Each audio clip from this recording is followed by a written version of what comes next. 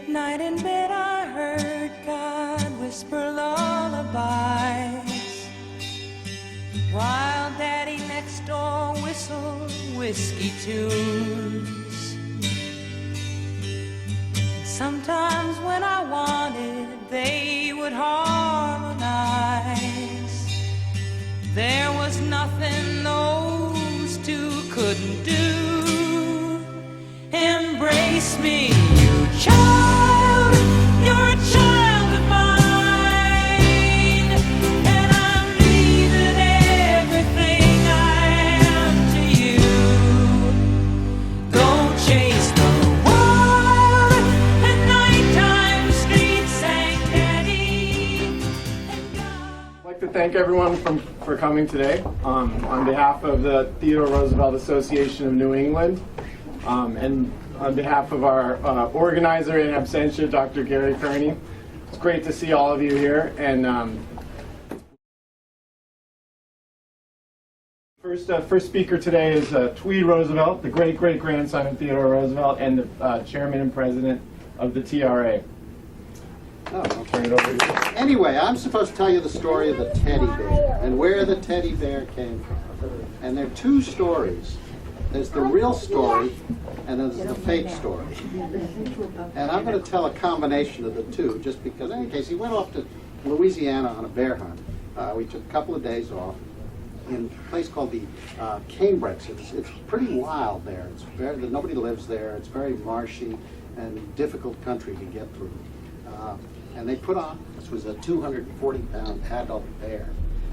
Hull cornered the bear against a tree, whacked it over the head with his rifle to stun it, and tied it to the tree.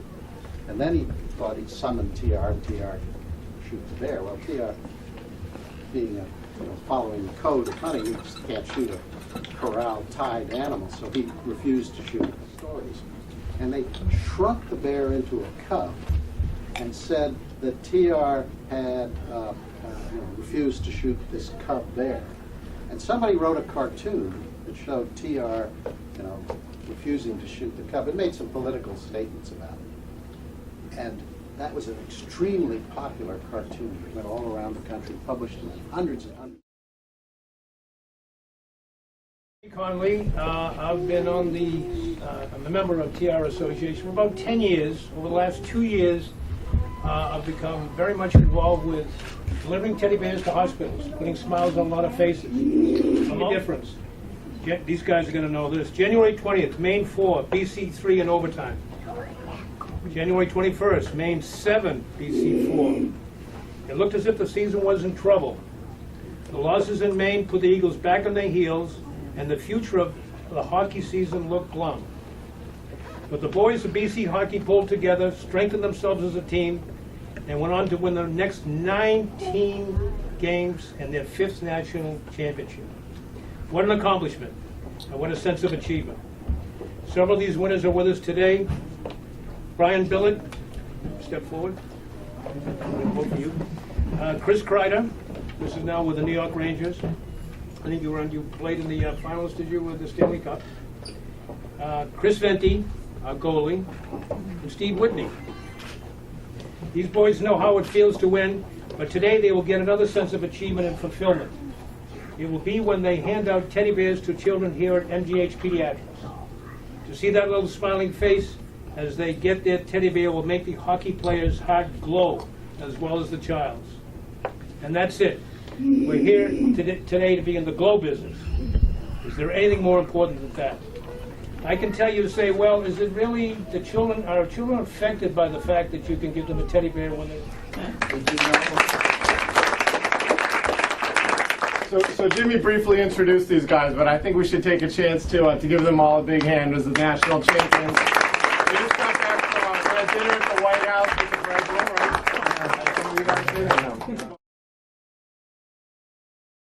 You should know that the TR Association has given, since 1986, 75,000 teddy bears to various children's hospitals throughout America.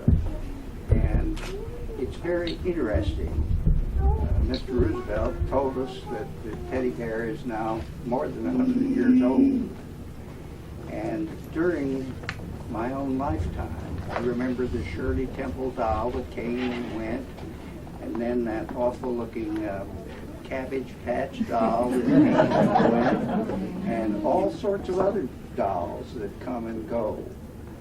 But the teddy bear has endured, and it's the king of all presents for kids. And the amount of joy that children have derived from the 75,000 bears that you all have given out since 1986 is just incalculable. And those of us who care for children appreciate what that has meant.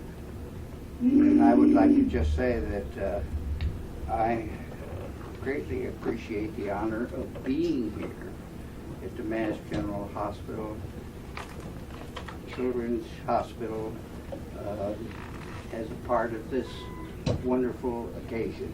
Thank you.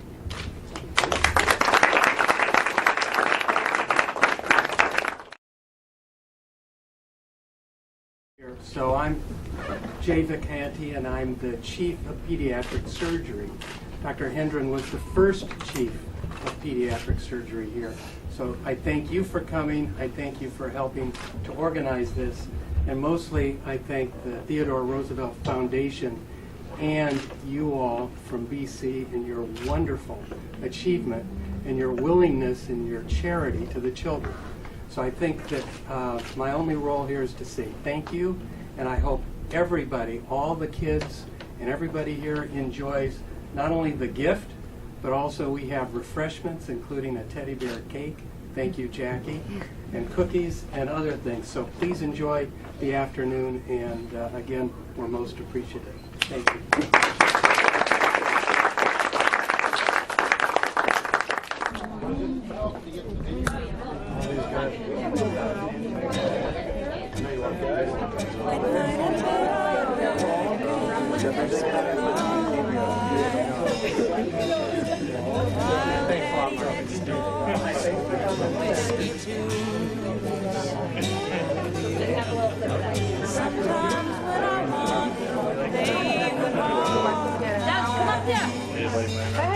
There was nothing those two could do. Embrace me, you child, you're a child of mine, and I'm leaving everything I am to you. Go chase the wild, at nighttime streets sang daddy, and God sang pray. The devil doesn't get to you. I thought together they must sing the moon away. I thought that they must know each other well. For the magic that they made when they played wasn't lost between their heaven and their hell. Embrace me, you child, you're a child of mine, and I'm leaving everything I am to you. Go chase the wild, the nighttime streets sang daddy, and God sang pray. The devil doesn't get to you.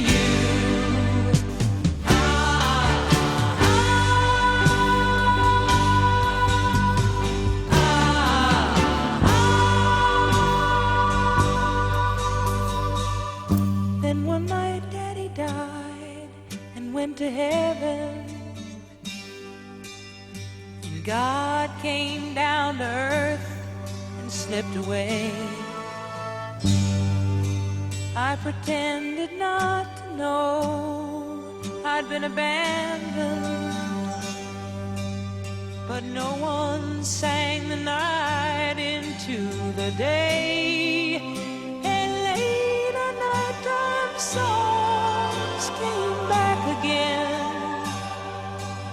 the singers don't compare with those I knew.